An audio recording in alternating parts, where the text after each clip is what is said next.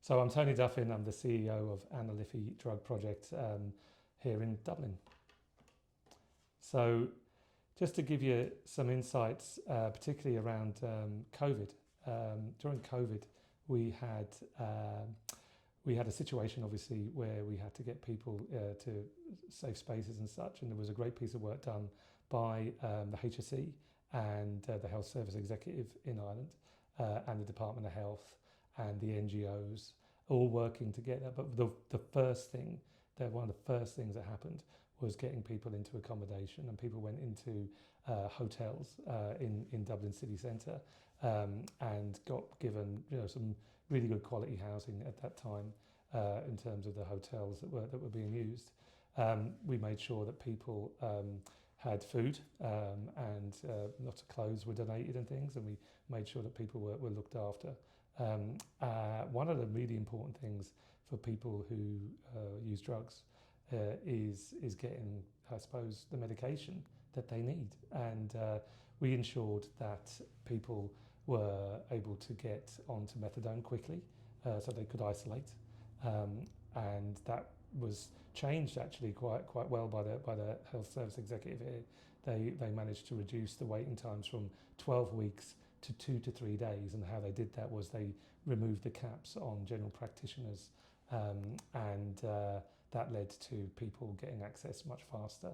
The other thing that we were able to do, and with the permission of the Health Service Executive, was to provide people with benzodiazepine stabilisation prescriptions, something that we hadn't been able to do here in Ireland before, and people were placed on those appropriately through the GPs onto those prescriptions, and the end result was that people had the medication they needed. They were living somewhere where which was a good standard, and they were sort of safe and well, and started to think about other parts of their lives. Indeed, I can think of one example where a young man who I'd known for many years came along and was asking about a course, an educational course that he really wanted to get onto. Would that have happened without those things being in place? Well, they hadn't happened before for him, so it does give me some insights into that. So I think that those particularly around the benzodiazepines and the methadone, those things are still in place to this day. So that's great. Yeah. Great, thanks Tony. And can you just explain about the relationship that Anna Liffey has with the local police, or Garda? Yeah, okay. So An Garda Síochána is the national police service in Ireland, and the Guards, like every police service, particularly when I'm talking about this, I'm thinking about Dublin city centre initially. And what happened was around 2014, we knew we had an issue with antisocial behaviour in the city centre that was associated with people who were on the streets using drugs, maybe have mental health issues, other health issues, and the Guards were very keen.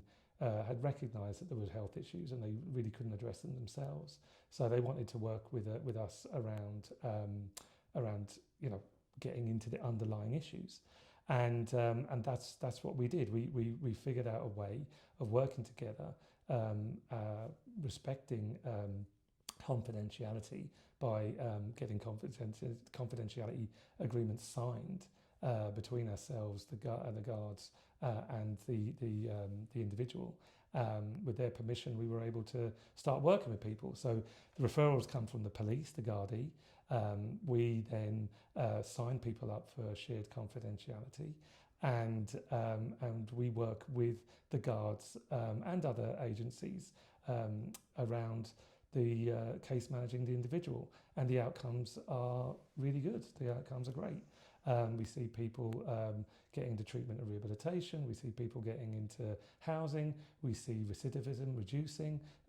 We see lots of positives.